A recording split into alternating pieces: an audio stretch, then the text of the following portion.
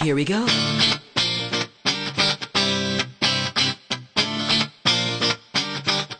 Let me lift you up. We'll go right to the top. Let the sun come up. Together we can fly. All our hearts collide. Stay here by my side. I say we jump, we fly, we reach out to the sky. And it goes on and on and on and on and on. And we go on and on and on and on. And it goes on and on and on and on and on. And we go on and on and on and on. We're gonna fly high, be alive. Yeah. We're gonna fly high, be alive. We're gonna fly high, be alive. Be alive, Cebu! Be alive, Cebu! Be alive, Cebu! We're gonna fly Be alive, Cebu! be alive. Be alive, Cebu! We're Be alive, Cebu! Be alive, Cebu! be alive. Be alive, Cebu! Be alive, Cebu!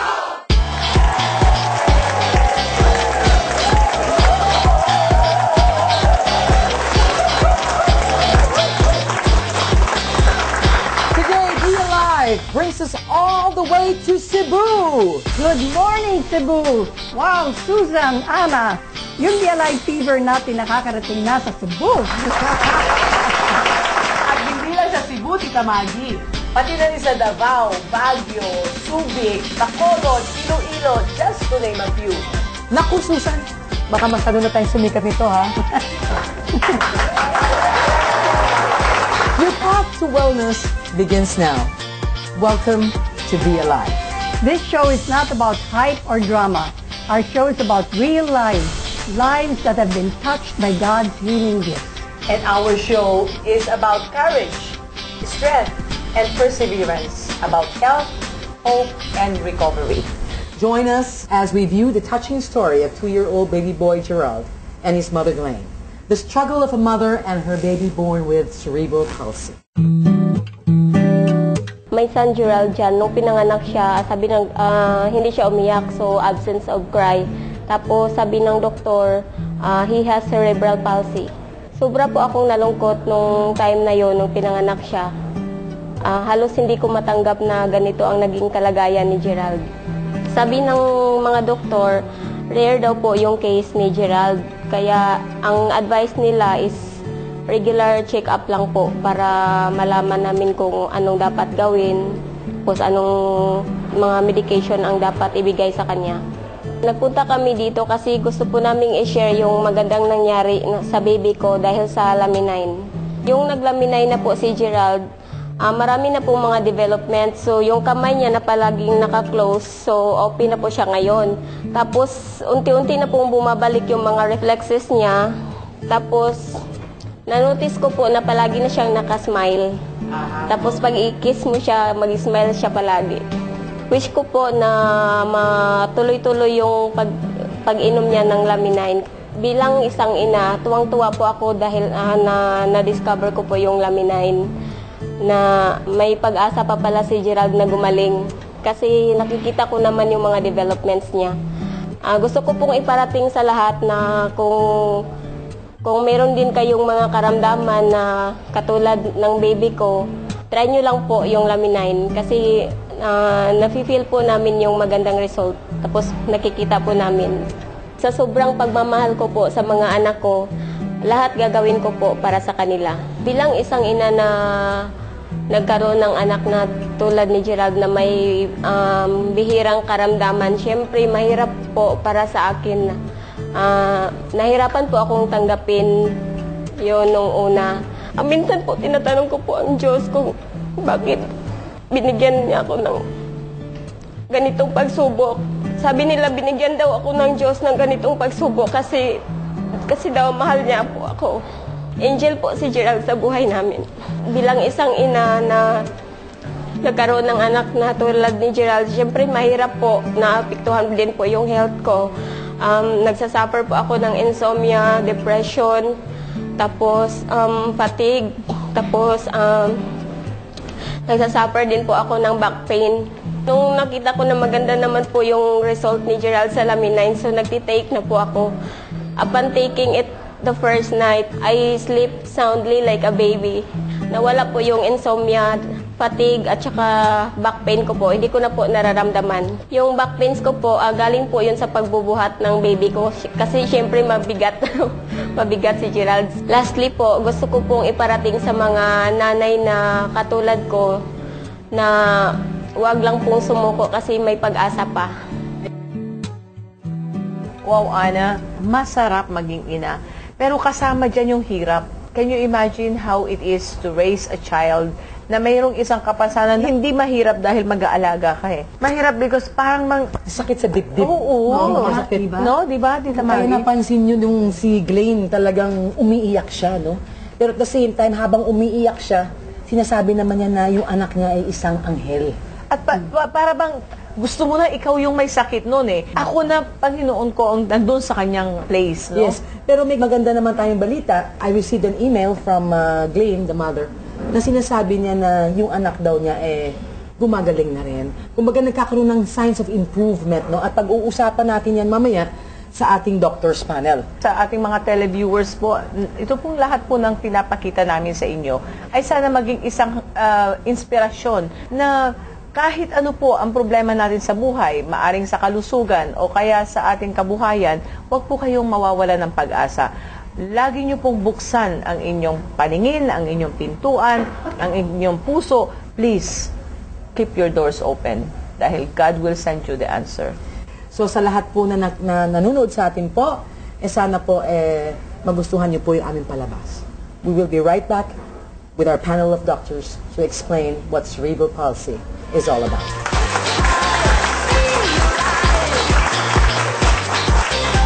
We're gonna fly high, be alive.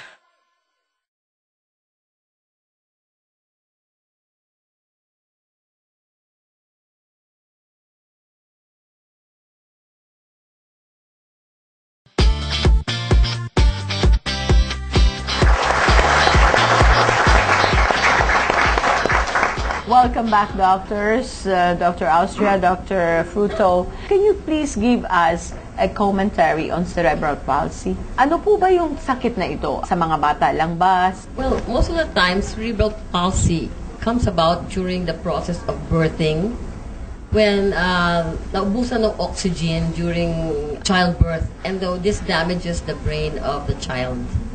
In an adult, it's called probably stroke. No?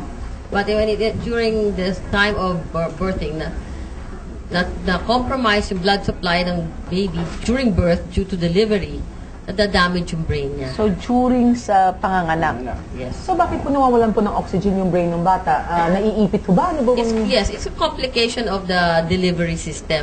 No?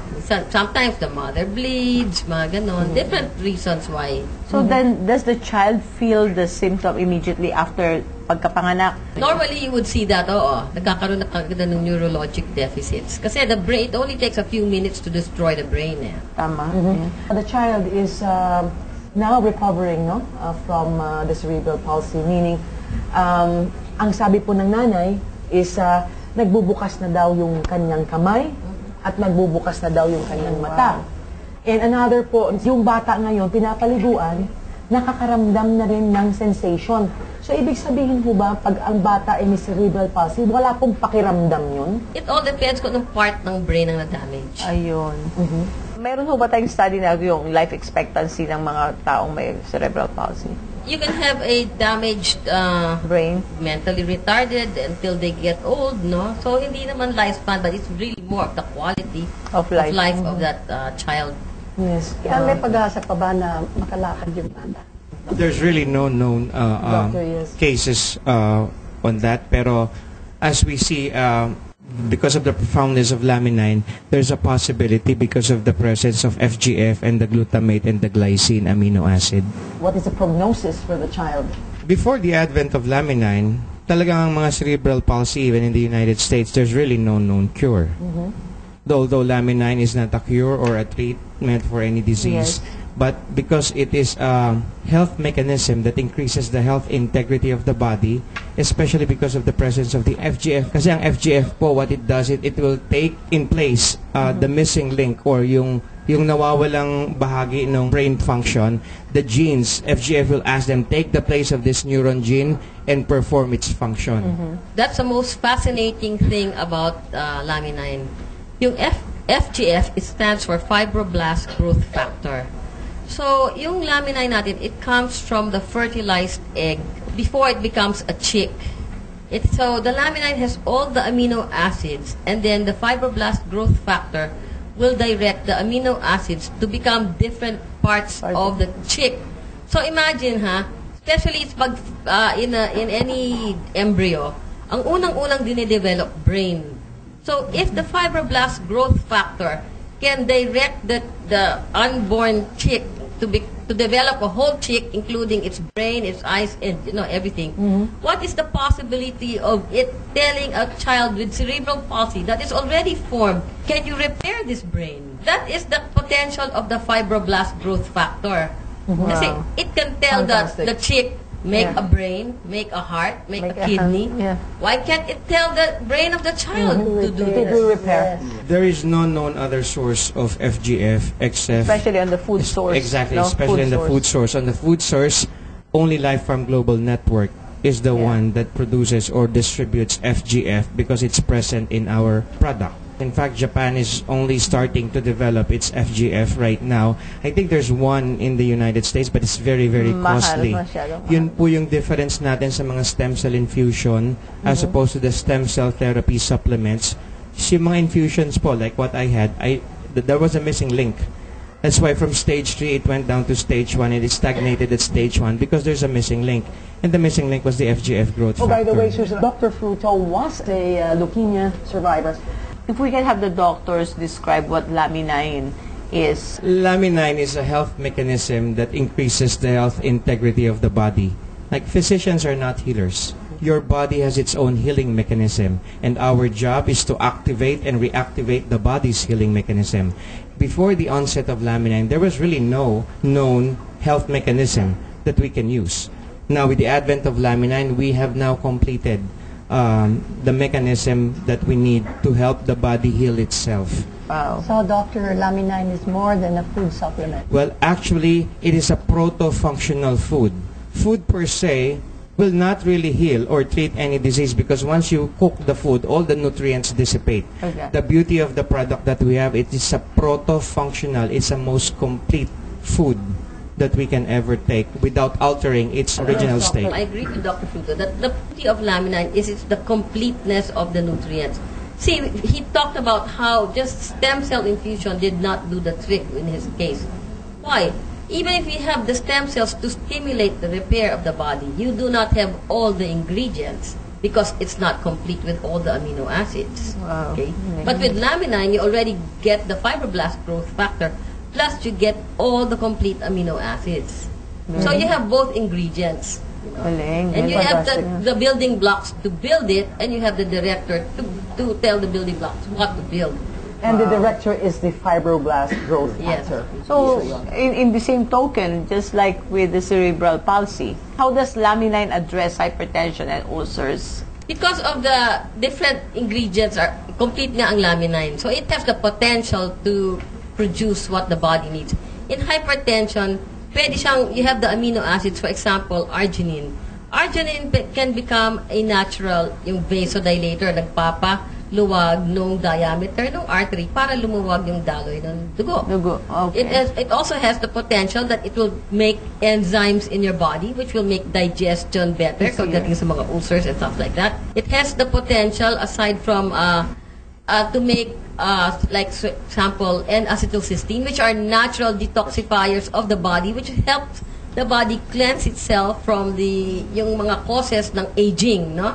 So in the process, nag-i-improve ang blood pressure, nag-i-improve yung collagen. And the collagen. At saka precursors daw siya ng glutathione. Ano ibig sabihin ng doctor? The glutathione is the number one detoxifier in the body. Going back to our cerebral palsy patient, ganyan din ang nagiging problema ng mga autistic children. There are actually, because of the environmental toxins, nabablock nila ang mechanism ng pag-detox ng brain because nabablock ang glutathione process in the brain. Oh, I see. The whole metabolic pathway already in the brain, alam nila yan. So, if you have things that will clean up all those toxins in the brain, you can make the brain function better. Okay? That's one. Yan ang role ng glutathione. And then, you can make the neurotransmitters work. Kasi, yung amino acids, all the neurotransmitters are made up of amino acids. They are called peptides, you know? Yes. So, you put the blocks together, gagawa ng peptide for the brain to communicate, the brain cells to communicate with each other. And, I think it has a very good potential kasi I've seen cerebral palsy patients who improved just by giving them high-dose oxygen through hyperbaric oxygen. Yes. What else if you give them fibroblast growth factors and amino acids to repair the body? Kaya pati yung massive stroke recovery at saka yung sa Alzheimer, yung ulyanin. Ako, makakalimutin na ako nun. You know, yung asa yung susi ko, yung ganun ba? Tapos, ngayon, naaalala ko na lahat. Kaya po yung mga may utang sa akin. We should encourage everybody to take Lamine on a daily basis. Kasi, Alzheimer's most of the time is very hard to cure. Tama. You want to prevent it. So, uminom na kayo bago pa kayo ma-Alzheimer's. Kasi pag Ayun. nag-start na yun, start na yun, mahirap i-regress. Pero at least kung uminom kayo pag start, masuslow down nyo yung progression. Ang gusto ko kung uminom niya yung asawa natin para wag mo nilang makalimutan yung pinangako nilang pagmamahal sa atin. One question pa, Doctor. Paano po it passes through the acids of the stomach? During the process of the proto-embryonic stage, ang ginamit pong proseso dyan is the dry freeze process. Ibig sabihin, the components, each mechanism of the product, yung pinaka-cell, nabalutan na yan ng protective covering. So kahit itimpla mo yan sa mainit na tubig, it's not gonna break down. Kahit pag nilunok mo yan, habang pumupunta yan sa digestive system natin, bago pa po yan pumasok doon because of the nanotechnology that was used in creating it, it is immediately absorbed by the body, so hindi na nada-damage. And then with the presence of the proto-embryonic stage and the OPT9, which is absent in any human body, and the fibroblast growth factor, yung OPT9, kinukuha na niya ngayon yung mga nutrients ng katawan natin and it is being delivered to the parts of the body where it's needed the most. When we get back, we're going to have a very special portion today wherein our audience gets to ask the doctors questions. This time po, ang audience naman po ang bida natin. We'll be right back. Be alive. We're gonna fly high, be alive.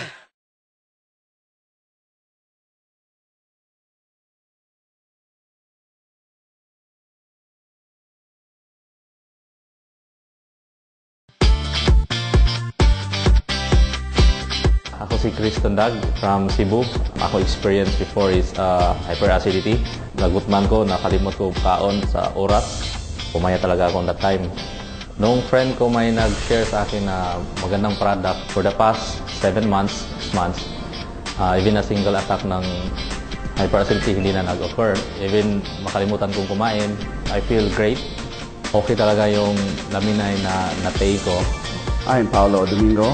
5 years ago, I started to experience extreme headache. So I took a lot of pain relievers, but little did I know, hypertensive na pala ako. My blood pressure at the time was 210 over 120 something. And the doctor advised me to take medication. 5 months ago, my friend shared this product to me. And then for almost 2 weeks, I noticed that I experienced no more pain up until now.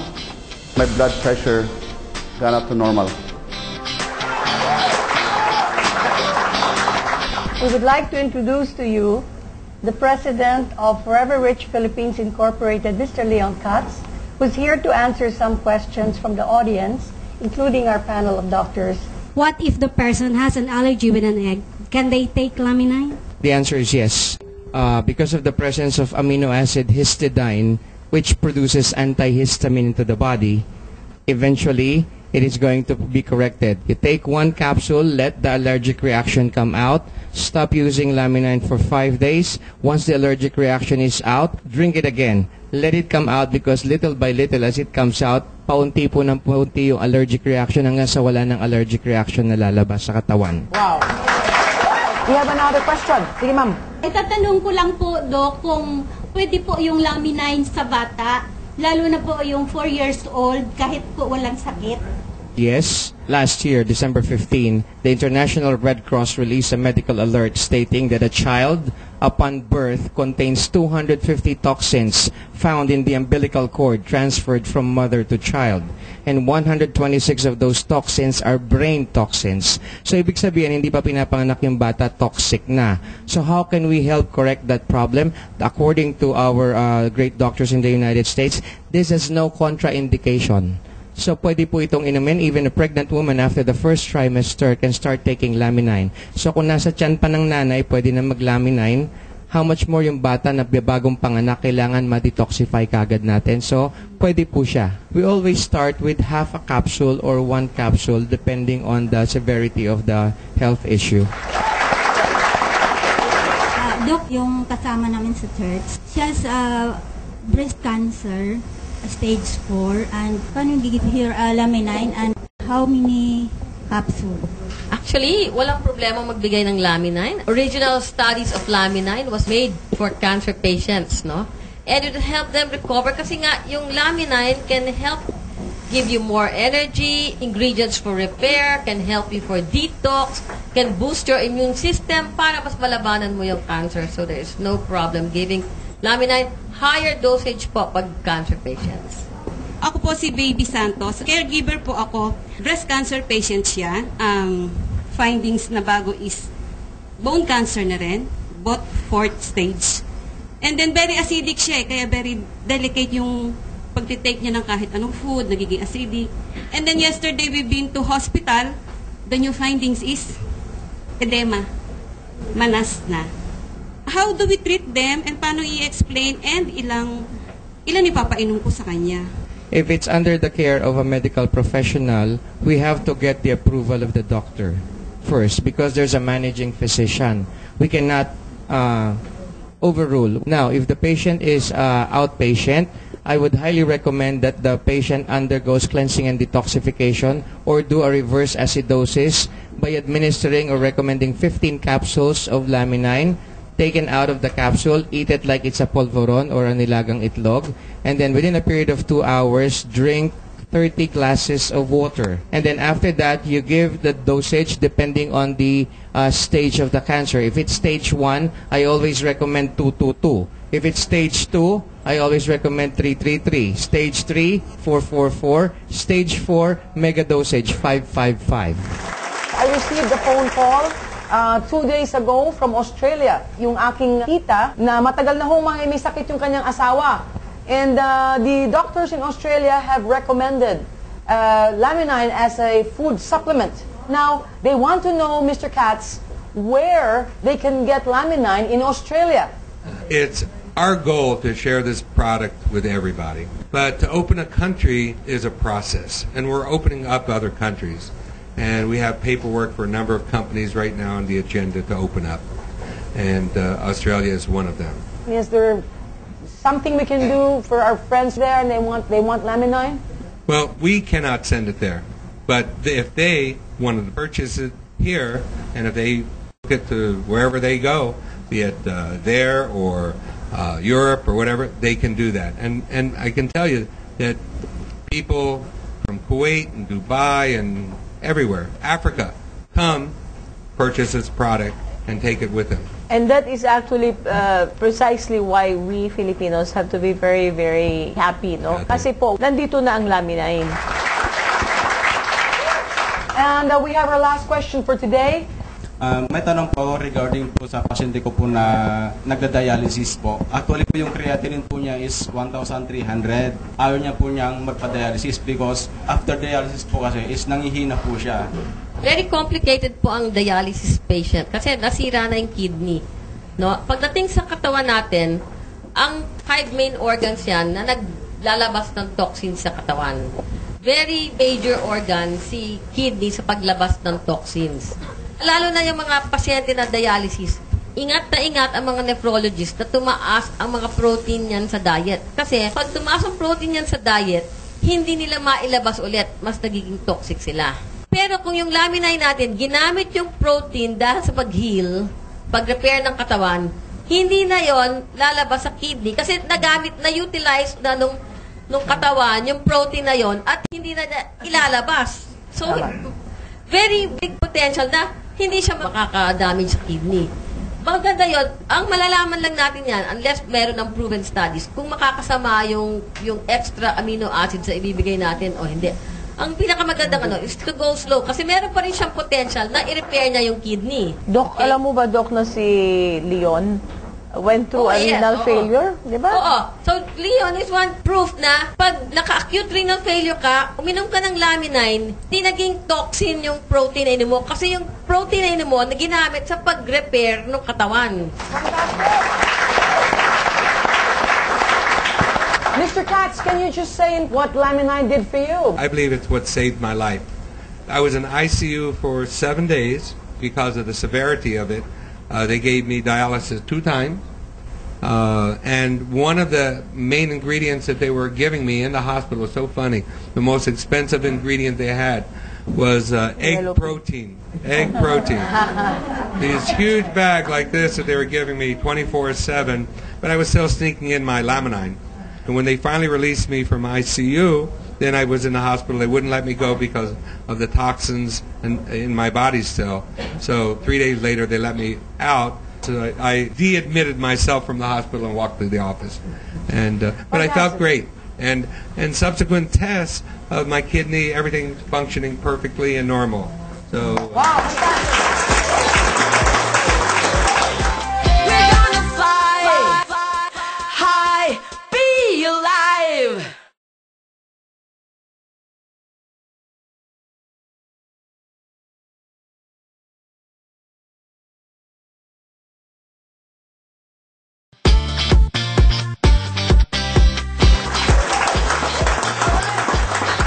We want to thank Dr. Lico Fruto and Dr. Rosario Austria. Thank you. Fly high! Be Alive would like to thank the following: